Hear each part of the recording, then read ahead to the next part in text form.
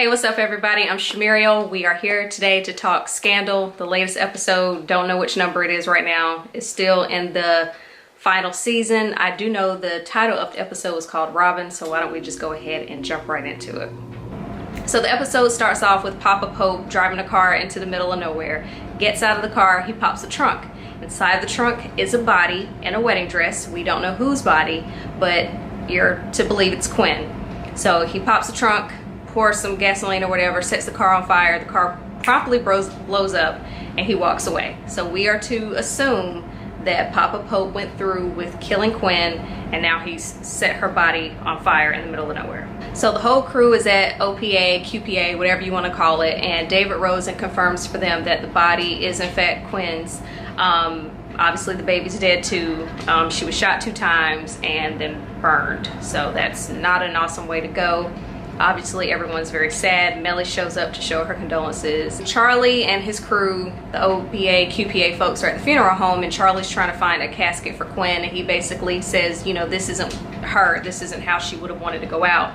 And he tells a story about how a mentor of his told him about how when he died he wanted his ashes to be put in bullets and then shot into the body of his enemies, and Quinn apparently thought that was a cool story, so they agree that that's how they're gonna part ways with Quinn, is cremate her and put her ashes in bullets, because that's normal. So Huck being Huck, he's reading the autopsy report, and in the report it mentions that the body was wearing some kind of hairpin, and he asks Olivia if she knows anything about this hairpin, and she basically tells him she doesn't know anything about it. Well, Huck goes to the morgue and he's talking to the burned remains of Quinn, basically saying, I'm gonna find out who did this to you, because when I was missing, when I was, you know, in trouble, you came through for me, so I'm gonna do the same for you. Okay, so do you remember last episode when Olivia and Eli were playing chicken and he basically was like, give me bones or give me death, his dinosaur bones that is, and she was like, nah, give me my friend, and they were going head to head in terms of who's gonna turn the car away first, and he allegedly killed Quinn. Okay, so I say all that to say he gets his bones back, his dinosaur bones. Jake is at wherever he houses his bones, and he's like, basically, you didn't have to kill Quinn. And he's like, well, look, you know, I told Olivia what was up. She thought I was playing. This is what happens when you try me. Then Jake was like, well, you know, you need to go easy on her because she just lost her friend. And Eli was like, well, you need to go easy on me because I lost a child. My daughter's dead. So they're basically just saying, whoever this person is who's dressed up as Olivia Pope, she's not the Olivia Pope we know and love, which is true. I don't know who this chick is. So Eli's basically saying his daughter is dead to him. Of course, we had to see some eye candy in the form of Fitz. He stops by Olivia's house unannounced to offer his condolences, and Liv being Liv, she's straight up rude to him. He offers her his condolences and a bottle of some sort of alcohol. She takes alcohol, tells him he's the worst thing ever. She was basically saying, my friend wouldn't be dead if it weren't for you. If you would have gone back to Vermont when I told you to go back to Vermont, none of this would have happened. She would be alive. How is this Fitz's fault? I don't know, but it is. She basically tells him, oh, he was like, I'm here because I'm your friend. And she was like, you don't deserve to be my, no, she said, you're not good enough to be my friend.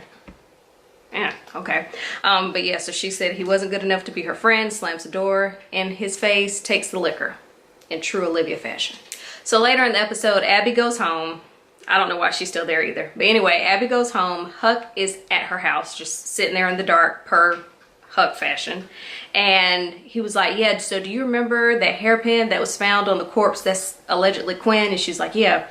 He goes, I asked Olivia about it. She said she didn't know anything about it, but the pin apparently belonged to the Smithsonian. And I want to say he said that she was the person who signed the pin out. So now Huck is starting to put the pieces of the puzzle together, and then he's like, he tracked Olivia's cell phone the day before Quinn was abducted, and it put her in the vicinity of the war memorial. So he's starting to put the pieces of the puzzle together. He's basically saying, I think Quinn figured out that Liv killed Rashad, aka the president of Bashran, which she did, and you know, she was basically figuring Olivia out. Olivia wasn't about to have that, so Huck thinks that Olivia killed Quinn. which he's not totally, whatever, he's on to something. Abby's like, you're tripping, Liv would never do that, let it go. Since everyone thinks that Fitz is like the person who can bring Olivia back from the dark side, we've already concluded that he's not, but Huck doesn't know that. So Huck goes to see Fitz and he's like, look, the White House turned her into who she is. I don't know who she is, but I know she feels a way about you, so maybe you can kind of, you know, bring our girl back. And Fitz is like, nah, I don't know who that person is. And Huck's like, yeah, she's not the same person. Fitz agrees with them, so no one, again, knows who this other person is, but everyone desperately wants to bring, will the real Olivia Pope please stand up? That's basically what everyone's saying. So Charlie asks Olivia to write Quinn's eulogy, and she's like, oh yeah, I'll do it, but homegirl staring at a blank screen. She has, you know, the cursor's just blinking like any time here, whenever you're ready, and she has nothing to write because clearly she feels some sort of guilt about her friend's death. So do you remember when Huck used to use killing people as a metaphor for liquor? Okay, so now he's at an AA meeting basically saying he wants to drink, aka I want to kill somebody.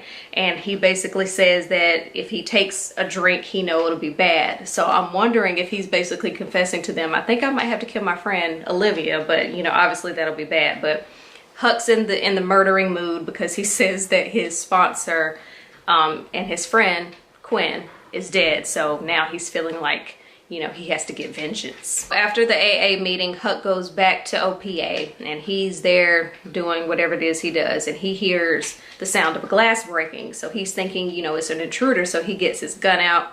He's ready to shoot him up. And then he realizes that the noise is Olivia. She is in Quinn's office, her former office, drunk, trying to write the eulogy that she can't find herself to write. Homegirl has on that white hat from a couple seasons ago because, you know, that was supposed to signify her being the good guy, her, you know, being the gladiator. And she goes into this whole drunken speech about how they're gladiators, and then she starts to laugh about that whole concept, and she goes, the gladiators in the end were eaten by lions. She was like, they were dinner and a show. So I guess she's starting to give up on this whole gladiators in a suit thing. It's the day of Quinn's funeral, if you want to call it that. The crew is in like a assembly line kind of situation, and they're all like scooping her ashes and putting them into bullets, because again, that's what happens when people die, you put them in bullets. And then they go out to the middle of nowhere and they all start shooting off a bullet, like they go down the line, and during each person holding the gun, they all have some kind of flashback with a memory of Quinn that they had, which leads me to believe that she may really be dead. But I mean, obviously this is Shonda Rhimes, so you never really know. But I do have this one question. So you remember when Quinn used to be Lindsay, and do you remember when Lindsay went back to California to go see her dad? Like, where's her dad in all this? Does no one think to tell her dad, even though they were estranged, like, oh hey, your daughter's dead? Did he not care? Did anybody call him? I don't know. So his dad's not there, her dad's not there, but everybody's there. They're having all these Quinn flashbacks, and the last person to shoot the gun is Olivia. So that's what really makes me think that she might really be dead, because again, they're having all these memories and all Quinn, and I remember when, and this, that, because you know, when Harrison died, they didn't do this for Harrison. It was just like, oh, he dead. Liv shows up at Fitz's place because, you know, death makes people super horny.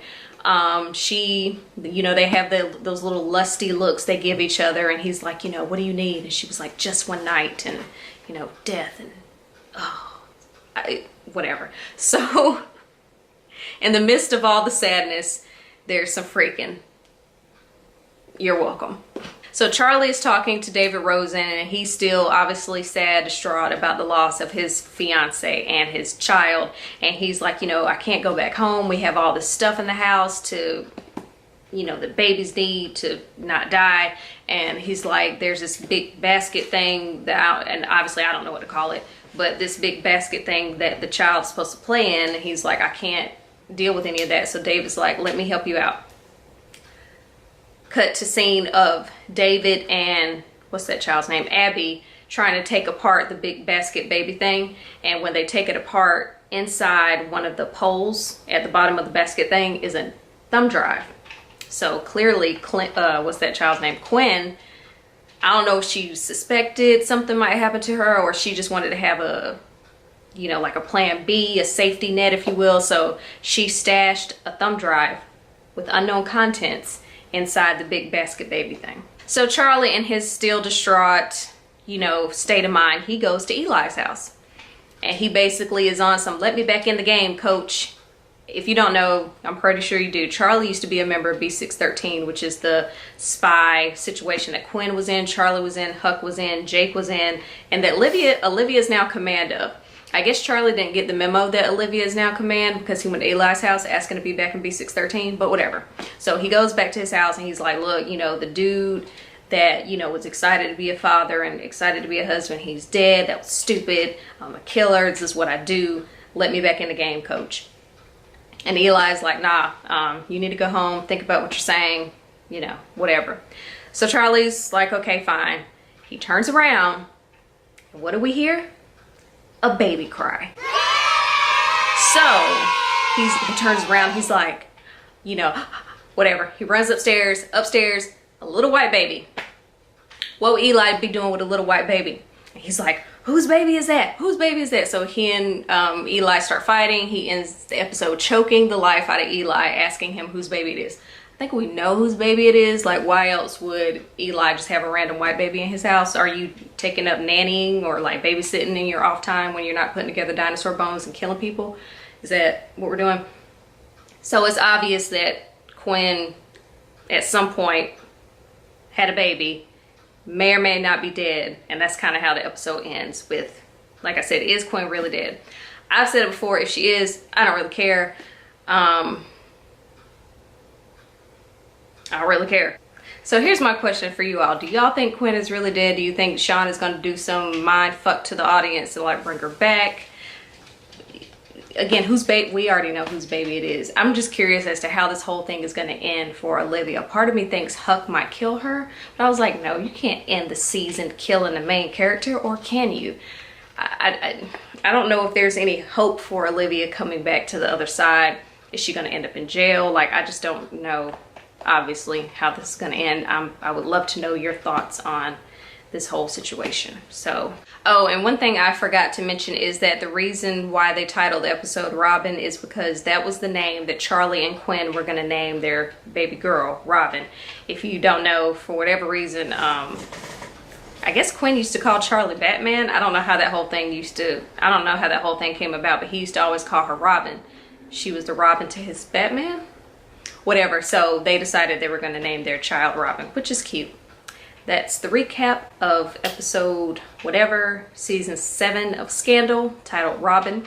I will be back next week with another recap. Thank you so much for watching. I hope you stuck around throughout because I know I go on and on. I appreciate you watching, and until my next video, I'll see you later.